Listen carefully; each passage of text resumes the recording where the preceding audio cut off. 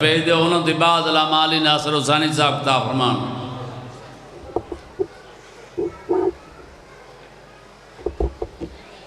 بسم اللہ الرحمن الرحیم الحمدللہ رب العالمین اللہم ایاکا نعبد و ایاکا نستعین الصلاة والسلام بتحیت والاکرام علی آباء الحسین و ابناء الحسین و اجداء الحسین و اولاد الحسین و اصحاب الحسین انصار الحسین و اوان الحسین ولعن اللہ تعالی علی اعداء الحسین. اما بعد فقد قال حق سبحانہ تعالی فی کتابہ المجید و فرقان الحمید وهو اصدق الصادقین وقولہ الحق. بسم اللہ الرحمن الرحیم ان ہدینا السبیل اما شاکرا و اما کفورا. بلندتر صلوات اللہ صلی علی محمد. دعا ہے کہ خالق لم یزل ہماری اس بہترین عبادت کو اپنی بارگاہ میں شرف قبولیت عطا فرمائے.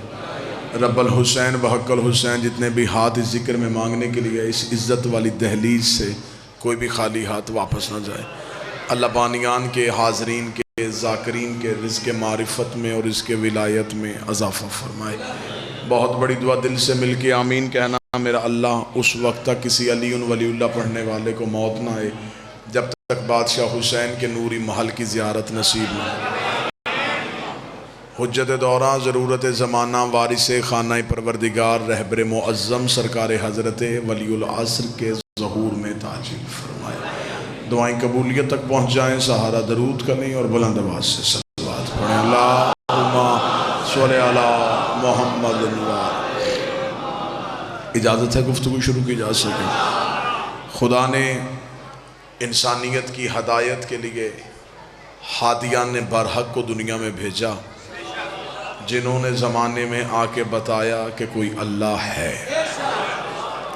حضرت آدم سے لے کے حضرت خاتم النبیین تک یہ نبیوں کا سلسلہ زمانے میں ہدایت کا تسلسل بن کے اور اللہ کا رستہ دکھانے کے لیے زمانے میں آیا. انہوں نے زمانے میں آ کے بتایا کہ کوئی ایک طاقت ہے جو نظر نہیں آتی. اس سے پہلے لوگوں کے ذہن میں یہ شعور تھا کہ جو چیز نظر آئے وہی ہوتی ہے. پہلی بار ان نبیوں نے بتایا کہ طاقت نہ بھی نظر آئے تو وہ ہوتی ہے. اگر اللہ نہ بھی نظر آئے تو وہ اللہ ہے. سب سے پہلے انہوں نے زمانے میں آ کے انبیاء نے بتایا کہ اللہ ہے. آج پوری دنیا میں جہاں جہاں کوئی مسلمان رہتا ہے وہ گواہی دیتا ہے کہ اشہد ان لا الہ الا اللہ. میں گواہی دیتا ہوں کہ اللہ ہے جبکہ اس نے دیکھا نہیں لیکن وہ کہتا ہے. جب اس نے دیکھا ہی نہیں تو پھر گواہی کس بات کی. اس نے کہا جی میں نے گواہی اس لیے دی ہے کہ انہوں نے کہا ہے کہ ہے. اس کا مطلب کہ 14 کی ہے کو اللہ کہتے ہیں. جو بول سکے وہ زحمت فرمائے. آل محمد کی ہے کو اللہ کہتے ہیں. انہوں نے کہا ہے تو پھر پوری دنیا نے کہا ہے کہ وہ ہے. انہوں نے منوایا ہے کہ اللہ ہے. انہوں نے سارے زمانے کو بتایا کہ کوئی طاقت ہے جسے اللہ کہتے ہیں. اب یہاں میں اگلی سطر پڑھوں گا اور موضوع کھل کے سامنے آ جائے گا. آدم سے لے کے عیسیٰ تک نبیوں نے سنا تھا کہ اللہ ہے اور پھر عیسیٰ سے لے کے آج تک کے مسلمانوں نے سنا ہے کہ اللہ ہے. 14 نے سنا نہیں, انہوں نے دیکھا ہے کہ اللہ ہے. انہوں نے سن کے نہیں, انہوں نے دیکھا ہے کہ اللہ ہے. جو ہاتھ نہیں اٹھا, کتاب کا حوالہ دے دیتا ہوں. مذہب شیعہ کی سب سے معتبر کتاب ہے. کتاب کا نام اصول کافی ہے. 400 سال پہلے کی لکھی کتاب نہیں, 1200 سال ہو گئے اس کتاب کو لکھے ہوئے. غیبت صغرا کے دور میں بابا تنویر شاہ جی یہ کتاب لکھی گئی تھی. اس میں آج بھی روایت موجود ہے کہ کوفے کے منبر پہ اسبغ یمانی نے اٹھ کے علی سے پوچھا تھا حل رأیت ربک, جس رب کی عبادت کر رہا ہے اسے کبھی دیکھا ہے؟ علی فرمایا جاہل خاموش ہو کے بیٹھ جا, میں اسے جھکتا ہی نہیں جسے میں نے دیکھا نہ ہو. سارے مل کے ہاتھ اٹھا کے حیدری, میں علی اسے جھکتا ہی نہیں جسے میں نے دیکھا نہ ہو. انہوں نے سنا نہیں، انہوں نے دیکھا ہے کہ اللہ ہے۔ حضرت موسیٰ واحد نبی تھا جس نے یہ دعویٰ کیا کہ میں اللہ سے گفتگو کرتا ہوں، اور اللہ نے اس کا لقب بھی کلیم اللہ دے دیا، اللہ سے باتیں کرنے والا، اللہ سے گفتگو کرنے والا۔ لاڈلا نبی تھا، پیار والا نبی تھا۔ خدا نے اس کی قوم کے لیے عرش سے کھانے بھجوائے تھے، منو سلوہ موسیٰ کی قوم کے لیے اترا تھا۔ اللہ نے بڑے لاڈ سے رکھا تھا حضرت موسیٰ کو۔ حضرت موسیٰ اللہ سے گفتگو کرتے تھے، اور وہ گفتگو جو ہوتی تھی وہ براہ راست نہیں ہوتی تھی۔ قرآن کہتا ہے کہ موسیٰ ایک شجر کے قریب جاتے تھے اور اس درخت سے اللہ بولتا تھا۔ اب ضروری نہیں ہوتا کہ بندہ 40-45 منٹ گفتگو کو پھیلائے پھر نتیجہ دے۔ جو گھنٹوں میں بات ہونی تھی وہ میں منٹوں میں کرنے لگا ہوں اور آپ تک نتیجہ پہنچانے لگا ہوں۔ ہر ایک مفسر نے یہی لکھا کہ موسیٰ سے اللہ وجود میں نہیں بولتا تھا، اللہ سامنے بیٹھ کے نہیں بولتا تھا۔ ایک درخت تھا جس سے آواز آتی تھی، موسیٰ کو پتہ چلتا تھا یہ آواز جو ہے یہ اللہ کی ہے، یہ اللہ اس درخت کے ذریعے بول رہا ہے۔ آواز آتی ہے۔ ایک شجر تھا، حل عطا کا حدیث موسیٰ، خدا کرے تمہیں یاد نہیں وہ موسیٰ والی بات جب ہم موسیٰ سے شجر میں بولے تھے۔ جتنے بھی قرآن کے مفسر ہیں ان سب نے یہی لکھا، اللہ بولتا تھا لیکن بولتا درخت سے تھا۔ اب کسی نے یہ نہیں لکھا کہ وہ درخت کس چیز کا تھا، وہ کیکر کا درخت تھا، وہ بیری کا درخت تھا، وہ انار کا درخت تھا، کیونکہ جس درخت سے اللہ بولتا ہے آج تو اس کے پتے کھانا بھی شفا ہے، کہ کیونکہ یہ ہے وہ درخت جس سے اللہ بولا تھا۔ سب نے یہی لکھا کوئی شجر تھا، یہ نہیں بتایا وہ شجر کون سا تھا۔ میری زمانہ طالب علمی سے لے کے میری ممبر کے دور تک میں خود حیران اور پریشان رہا کہ وہ کون سا شجر ہے جس سے اللہ بولتا تھا۔ کسی نے بھی نہیں لکھا کہ وہ شجر کس چیز کا تھا۔ جب میں نجف امیر المومنین کے روزے پہ گیا، میں نے علی کی زرری پہ بوسہ دیا، سامنے زیارت کی کتاب اٹھائی، زیارت میں جملہ لکھا تھا السلام علیکہ یا شجرۃ النداء، اے بولنے والے درخت تجھ پہ ہمارا سلام، اے بولنے والے درخت تجھ پہ میرا سلام۔ اب پتا چلا کہ جس درخت میں اللہ بولتا تھا، اچھا اللہ درخت سے بولے تو مولوی کو کوئی اعتراض نہیں، اللہ علی سے بولے فوراً اعتراض۔ وہ السلام علیکہ یا شجرۃ النداء، اے بولنے والے درخت تجھ پہ میرا سلام۔ مجھے نجف میں جا کے پتا چلا درخت سے مراد تو علی ہے، یہ ہے وہ شجر جس سے اللہ بولا تھا، یہ ہے وہ شجر۔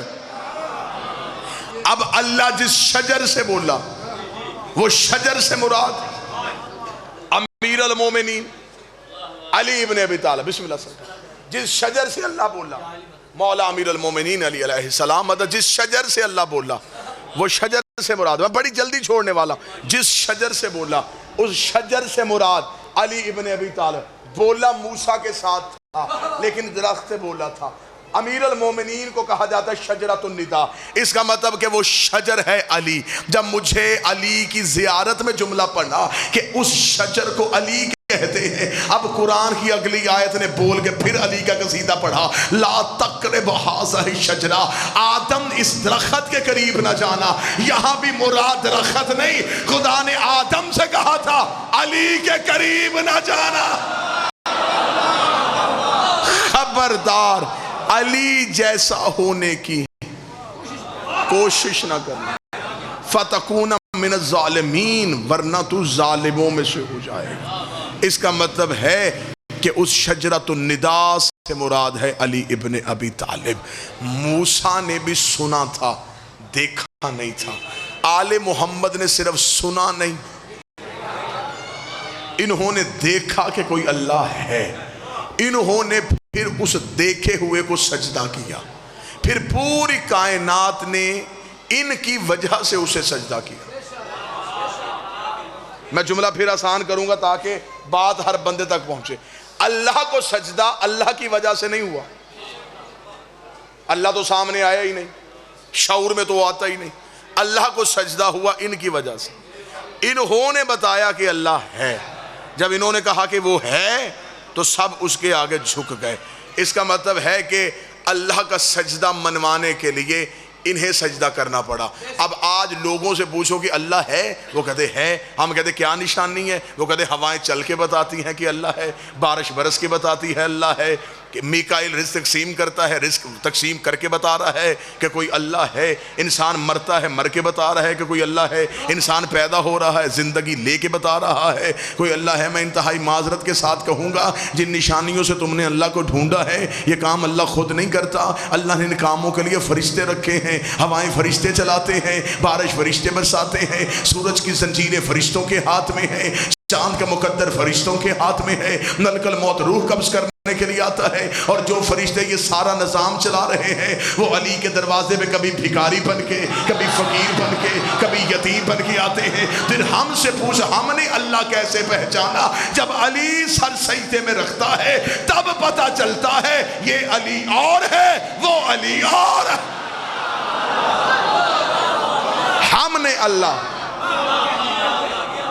ہم نے اللہ نشانی سے نہیں ڈھونڈا، علی کی پیشانی سے ڈھونڈا. جس کا جھکتا ہوا سر توحید منوائے، جس کا سر جھکے اور وہ ظاہر ہو. اب مجھے نہیں خبر کہ اس کا اٹھتا ہوا سر کیا ہوگا. جس کا جھکتا ہوا سر توحید منوا رہا. کائنات میں ہر چیز اللہ کی عبادت کر رہی ہے. خدا کہتا کوئی چیز ایسی ہے ہی نہیں جو میری عبادت نہ کرتی ہو. آج مولوی کہتا ہے کہ یہ ہم جیسے تھے تو ہمیں ہدایت کی. اس مولوی سے میرا سوال ہے کہ جنات کی ہدایت کس نے کی؟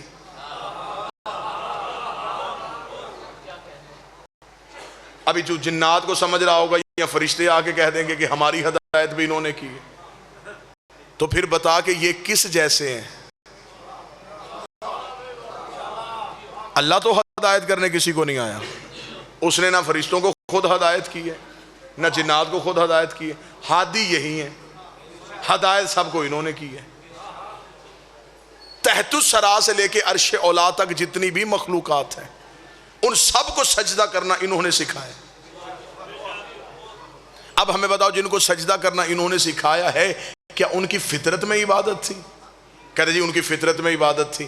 تو جو سیکھ رہے ہیں ان کی فطرت میں عبادت ہے، تو جو سکھا رہا ہے کیا وہ ہماری طرح پیدا ہوتا ہے؟ چلے میں اور آسان کر دیتا ہوں تاکہ بات مشکل نہ ہو جائے. پوری کائنات نے مصطفیٰ سے سنا ہے کہ اللہ ہے. علی نے کس سے سنا ہے؟ علی نے مصطفیٰ سے کیسے سنا؟ رسول ابھی کعبے کے باہر تھے اور علی کعبے کے اندر سر سجدے میں رکھ کے کہہ رہے تھے اشہد ان لا الہ الا اللہ. نہیں آپ پریشان ہو گئے میرا خیال. اگر موضوع مشکل لگ رہا ہے، اگر علی نے بھی نبی سے سن کے کہا ہے کہ اللہ ہے تو نبی تو بھی کعبے کے باہر تھے اور علی کعبے کے اندر کہہ رہے تھے اشہد ان لا الہ الا اللہ. میں گواہی دیتا ہوں کہ وہ ہے. ابھی نبی اندر نہیں ہے اور علی کہہ رہا اشہد ان محمد رسول. اور میں یہ بھی گواہی دیتا ہوں کہ جو باہر کھڑا یہ اس کا رسول ہے. واشہد انی علی ولی اللہ. اور میں یہ بھی گواہی دیتا ہوں کہ میں اس کا ولی ہوں. اس کا مطلب ہے کہ علی نے مصطفیٰ سے نہیں سنا، مصطفیٰ نے بھی دیکھا کہ وہ ہے، علی نے بھی دیکھا کہ وہ ہے. اگلی بات اور زیادہ آسان ہو گیا. بعض بھائی جملہ سنیے گا. کتابیں کہتی ہیں کہ مولا امیر المومنین کو بچپن میں رسالت مآب نے اپنے ہاتھوں پہ لیا. علی نے آنکھیں بند کی تھی. اب علی کی آنکھیں بند تھی، اس میں دو وجہ ہیں کہ علی نے دیکھ کے آنکھیں کھولی یا کھول کے نبی کو دیکھا. دو صورتوں میں سے ایک صورت ہے، یا آنکھیں کھول کے نبی کو دیکھا یا دیکھ کے آنکھیں کھولی.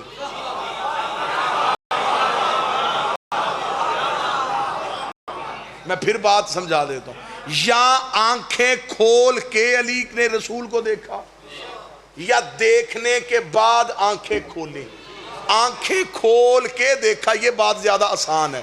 مولوی اس بات کو جلدی قبول کرتا ہے. چلے اسی بات پہ آتے ہیں. آنکھیں کھول کے دیکھا تھا، جی آنکھیں کھول کے دیکھا تھا. پہلے آنکھیں کیوں بند کی تھی؟ لوگ کہتے ہیں اس لیے آنکھیں بند کی تھی کیونکہ علی جانتے تھے کہ کعبے کے اندر بت پڑے ہوئے ہیں. علی چاہتے ہی نہیں تھے کہ میری نظر بتوں پہ پڑے. اس کا مطلب تو مان گیا نا کہ بند آنکھوں میں بھی علی کو پتا تھا کہ کہاں کہاں کیا کیا ہے.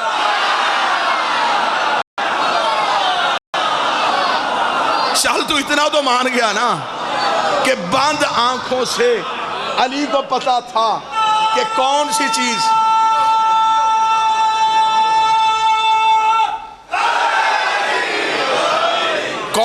کہاں ہے.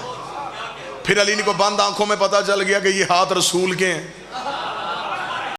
بند آنکھوں میں پتا چل گیا کہ یہ چہرہ نبی کا ہے. پھر بند آنکھوں میں پتا چل گیا ہاتھ بھی نبی کے ہیں، چہرہ بھی نبی کا. پھر علی نے آنکھیں کھول دی. چل تو اتنا تو مان گیا نا کہ علی کو دیکھنے کے لیے آنکھوں کی ضرورت نہیں ہوتی. علی کو دیکھنے کے لیے آنکھوں کی ضرورت نہیں. جب یہ جملہ آیا تو پھر قرآن کی آیت نے اس میں مہر تصدیق ثبت کر دی. خدا نے کہا لا یدرک الابصار، میں وہ ہوں جسے دیکھنے کے لیے آنکھوں کی ضرورت نہیں. میں وہ ہوں جسے دیکھنے کے لیے آنکھوں کی ضرورت نہیں. دعوے سارے اللہ کے تھے، پورے انہوں نے کیے. وہ صرف دعوے کرتا رہا، پورے انہوں نے کیے. بات بالکل اختتام کے مرحلے پہ آ گئی. آخری جملہ کہہ دیتے لگا ہوں، بات زیادہ آسان کرنے لگا ہوں. اس کے ہاں ارادہ تھا، وجود نہیں تھا. اللہ کے ہاں جسم نہیں ہے، اللہ کے ہاں وجود نہیں ہے، ہاتھ پاؤں یہ نہیں. اس کے ہاں صرف ارادہ تھا. ان کے پاس صرف وجود تھا، ارادہ نہیں تھا. اس کے پاس ارادہ، ان کے پاس وجود.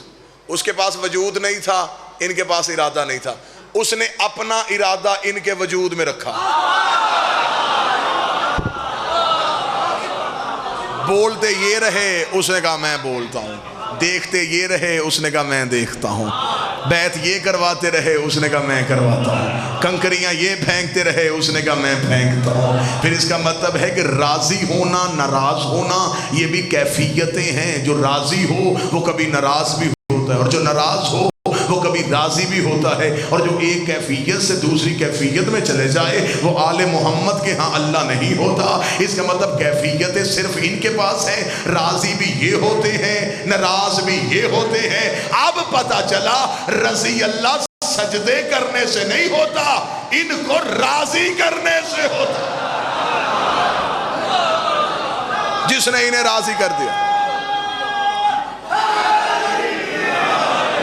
جس نے انہیں راضی کر دیا، اس نے اسے راضی کر دیا. اب چاہے 2 رہ جائیں، 4 رہ جائیں، 6 بندے رہ جائیں یا 1 بندہ بھی رہ جائے، کچھ بھی نہ رہے، میرے واجب الاحترام بھائی ذاکر عباس صاحب میری بات کی تائید کر دیں گے. جن پہ یہ راضی، جو انہیں راضی کرے وہ رضی اللہ ہوتا ہے. اور جن پہ یہ خود راضی ہو جائیں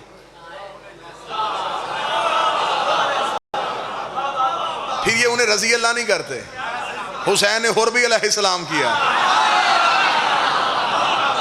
حسین نے سعید بھی علیہ السلام کیا، حسین نے زہیر بھی علیہ السلام کیا. حسین علیہ السلام بکھیر کے دنیا کو بتایا تھا علیہ السلام یا خدا بناتا ہے یا پھر حسین بناتا ہے.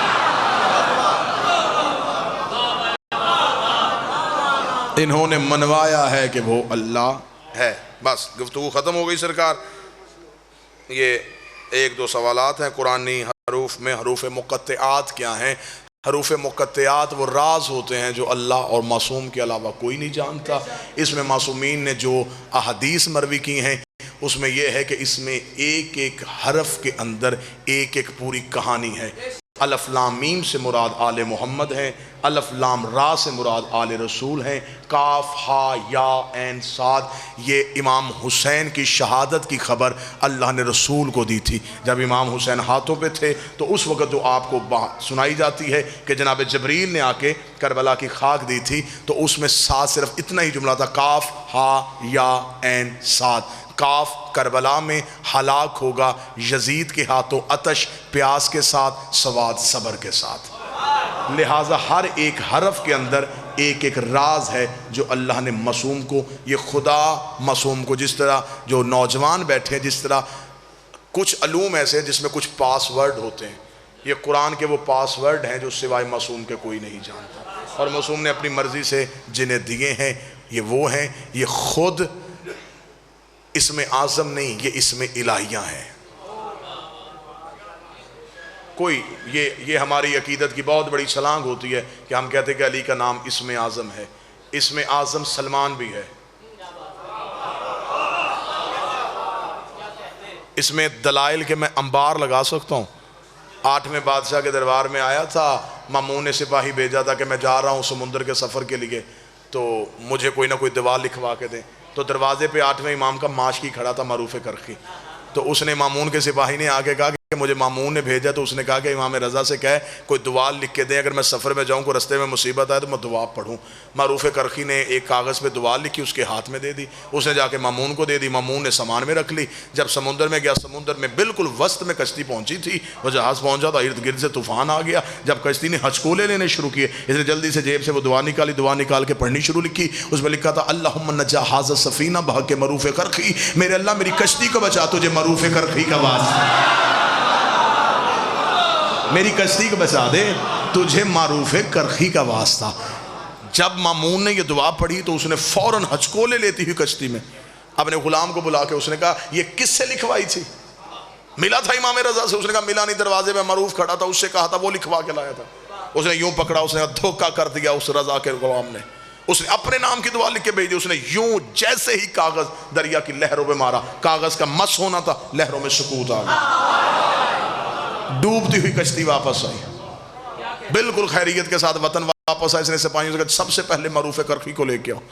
मारूफ करखी को लाया गया। मामून के चेहरे का रंग जर्द हो चुकी थी। उसने कहा कत्ल भी करूंगा, सजा भी दूंगा, तूने हुकूमत के साथ धोखा किया, मैंने भेजा था बंदा इमाम के पास, तूने इमाम से मिलने नहीं दिया, दुआ भी अपनी मर्जी से लिख के भेज दी, लेकिन मुझे सिर्फ इतना बता तू कौन सा अमल करता है, तेरे नाम में इतना असर कैसे आ गया, तेरा नाम मौजज़ा कैसे बन गया? उसने मुस्कुरा कर खुदा तुझ पे लानत करे, 14 साल हो गए हैं मुझे बतूल के बेटे का पानी भरते हुए, 14 साल में दिन में कई बार कहता मरूफ किधर आ, मरूफ पानी ला, मरूफ मसल्ला बिछा। मैं देखना चाहता था, इतनी बार उसकी जुबान से मेरा नाम निकला है, अब मेरे नाम में इतना असर आ गया है कि मैं किसी की मुश्किल कुशाई कर सकता। मासूम का फरमान है कि हमारे जो गुलाम है इनके वसीले से भी दुआ मांगो तो कबूल होती। अली अंबिया का वसीला है, हमारी हाजात तो कंबर भी सुनता है, हमारी मुश्किलात तो सलमान भी टाल देता है। अली नबियों के वसीले का नाम है, इसमें इलाही को अली कहते हैं। काश वक्त करीब आए, दुनिया को शऊर आए और दुनिया मार्फत की दहलीज पे बैठ के विलायत की भीख मांगे, ताकि हमें पता चले कि अली वलीउल्लाह किसे कहते हैं। हाज़री हो गई, मेज़बान की हैसियत से हाज़री थी। इंशाअल्लाह 14 रबीउल अव्वल सैयद तनवीर शाह जी के यहाँ पहाड़ियाँ वाला में आपके सामने मुकम्मल हाज़री होगी। मेरे लिए इंतहाई काबिल एहतराम मेरे भाई अब्बास रज़ा मेंबर पे तशरीफ़ फरमा हैं। अली वलीउल्लाह को बचाते बचाते अली की बेटी शाम के बाज़ार में चली। 2 की 2 सतरे पढ़ूंगा। सदा तो गैर सदा से माफ़ी मांग के कीमत बड़ी देनी पड़ी है। ला इलाहा इल्लल्लाह बच गया, अली वलीउल्लाह का सारा घर उजड़ गया। चेहलम का पुरसा है, भाइयों के पुरसे बहनों को दिए जाते हैं। 2 अकीदत के पुरसे दें उस शाम की शहजादी को जो पलट के आई है शाम से कैद निभा के मदीने। आप जाकिरीन से नोहा खानों से नोहा सुनते हैं, मैं बड़ी जल्दी में नोहे की 4 सतरें पढ़ूं। ये नोहा शायर का लिखा नहीं, ये लिखा भी अली की बेटी ने, पढ़ा भी अली की बेटी ने। ये पढ़ा था बीबी ने कब्र रसूल पे जाके। इतना दर्दनाक नोहा था कि रसूल की कब्र की बुनियादें हिल गई थी। जब बीबी आई है रोज़ा रसूल के बाहर, अल्लामा मजलसी ने बिहारुल अनवार की 4थी जिल्द में लिखा कि बीबी ने आके कब्र रसूल के दरवाजे पे हाथ रखा, काफ़ी देर सिसकियाँ ले के रोती रही। काफ़ी देर रोने के बाद बीबी ने नोहे की पहली सतर पढ़ी। बीबी रो कहती नाना नाना, कब्र से निकल के पहचान मैं वही ज़ैनब हूँ। बीबी ने दूसरी सदर पढ़ी, बीबी रो के कहती नाना तेरी अजान बच गई, मेरा मुअज्जन मारा गया। बीबी ने तीसरी सदर पढ़ी, बीबी रो के कहती नाना तेरी नमाज बच गई, मेरा नमाजी करबला में सो गया।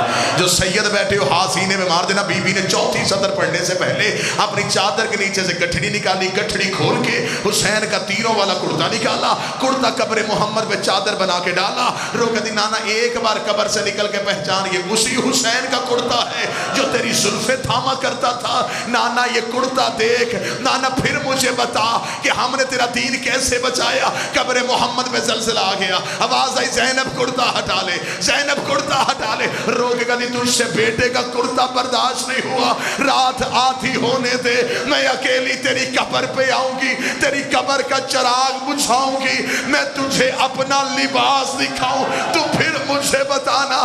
امت نے اتنا تیرے بیٹوں کو نہیں مارا جتنا تیری بیٹیوں کو مارا. جو ماتمی ماتم کر رہے ہو, قبر رسول سے اٹھی سیدھی ماں کی قبر پہ گئی, ماں کی قبر کو سینے سے لگایا, رو کے کہتی اب ماں بیٹیوں کے درد ماؤں نے نہیں سننے تو پھر کس نے سننے ہیں. یہ کہہ کے بی بی نے جناب سجاد کا ہاتھ جناب زہرا کی قبر پہ رکھا. رو کے دی اماں میں 28 رجب کو آئی تھی, میں نے وعدہ کیا تھا میرا کچھ بچے نہ بچے میں تیری نسل بچا کے آؤں گی. اماں ایک بار قبر سے اٹھ, تیرا سجاد بھی آ گیا ہے, تیرا باکر بھی آ گیا ہے, نہ میرا اون آیا ہے نہ میرا محمد آیا ہے, میری نسل کربلا میں رہ